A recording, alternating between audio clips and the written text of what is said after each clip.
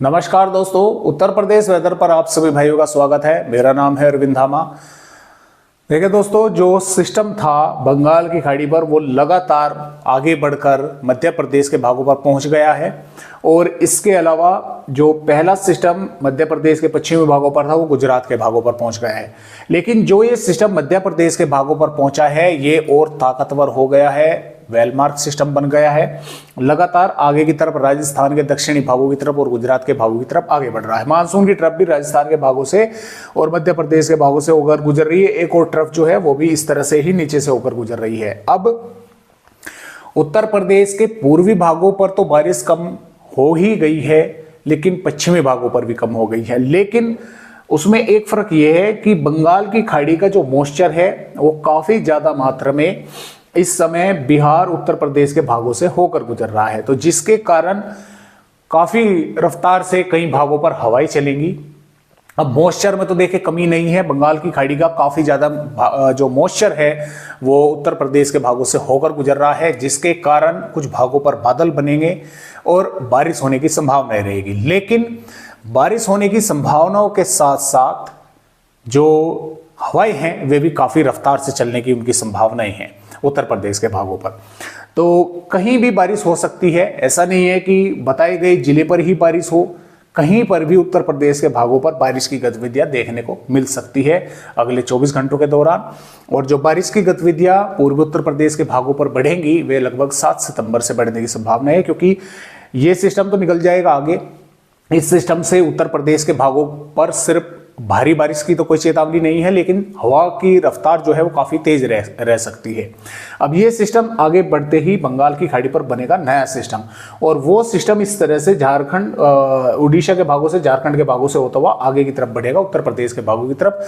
कमजोर रहेगा, कोई ज्यादा ताकतवर भी नहीं होगा, तो उसके कारण यहाँ पर पूर्वी भागों पर और उत्तर प्रदेश के पूर्वी भागों पर बारिश होने की संभावना रहेगी। तो इस तरह से फिलहाल दोस्तों अपडेट है, और मैं थोड़ा सा आप सभी भाइयों को यहाँ पर दिखला भी दूं, आप देख भी सकते हैं। यहाँ पर ये वेलमार्क बना हुआ है और पहला सिस्टम सर्कुलेशन गुजरात के भागों पर है, मानसून की ट्रफ राजस्थान के भागों से और दक्षिणी पूर्वी उत्तर प्रदेश के भागों से होकर गुजर रही है, और इसके अलावा भी एक और ट्रफ बनी हुई है। तो इस तरह से सिस्टम है, और यहाँ पर बनेगा एक और नया सिस्टम। तो आइए देखते हैं कि फिलहाल आने वाली यहाँ पर 6 सितंबर में उत्तर प्रदेश के किन किन भागों पर बारिश की संभावनाएं जो है वो नजर आ रही है।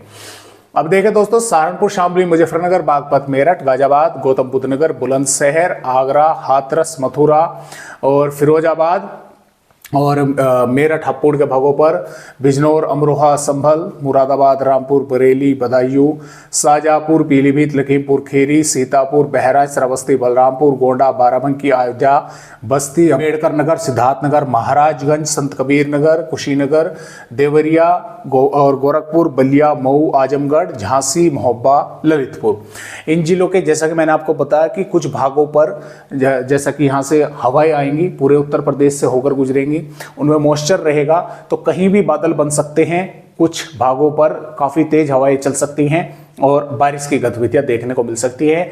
हल्की फुल्की भी हो सकती है, हल्की से मध्यम भी हो सकती हैं, एक दो भागों पर काफी तेज बारिश भी हो सकती है।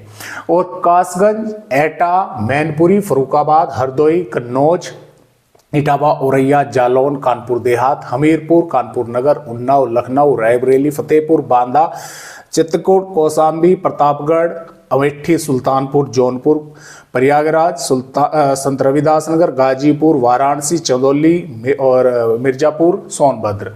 अब इन भागों से भी होकर मॉइस्चर गुजरेगा, तो वैसे तो यहाँ पर मौसम साफ रहेगा, साफ तो इन भागों पर भी रहेगा, लेकिन जैसा कि मैंने आपको बताया कि मॉइस्चर जब गुजरेगा, चाहे ये भाग हो, चाहे ये भाग हो, चाहे पश्चिमी भाग हो, चाहे पूर्वी भाग हो, चाहे दक्षिणी भाग हो, मॉइस्चर पूरे के पूरे उत्तर प्रदेश से होकर गुजरेगा। तो बारिश होने की संभावना जिस तरह से इन भागों पर है, यहां पर भी बन सकती है। कुछ भागों पर जब मॉइस्चर आएगा तो मॉइस्चर इकट्ठा होगा, तो कुछ स्थानों पर बारिश की गतिविधियां हो सकती हैं। ये जरूरी नहीं है कि मौसम पूरा दिन साफ ही रहे। ज्यादा जो संभावनाएं हैं वे दोपहर के बाद जो है वे बन सकती हैं। इन भागों पर भी और इन भागों पर भी संभावनाएं रहेंगी। कुछ स्थानों पर तेज हवाएं जब चलेंगी, मॉइस्चर आएगा उनके साथ, तो बारिश होने की संभावनाएं बन सकती हैं कुछ भागों पर। तो इस तरह से उत्तर प्रदेश का फिलहाल के अपडेटों के अनुसार 6 सितंबर में अपडेट है। तो आइए आगे की वेदर रिपोर्ट भी आपको थोड़ा दिखला दें। तो जैसा कि देखिए, ये भी दोस्तों 6 सितंबर की ही वेदर रिपोर्ट है और इन भागों से इस तरह से यहाँ से जो मॉइस्चर है वो इस तरह से होकर गुजरेगा। तो इन भागों पर भी बारिश होने की संभावना रहेगी। अब देखें 7 सितंबर में पूर्वी उत्तर प्रदेश के भागों पर थोड़ी बारिश की गतिविधियां बढ़ने की संभावनाएं है।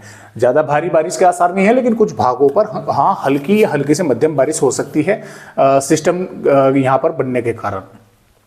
8 सितंबर में भी यहाँ पर बारिश होने की संभावना पूर्वी उत्तर प्रदेश के भागों पर है और पश्चिमी उत्तर प्रदेश के तराई वाले भागों पर है।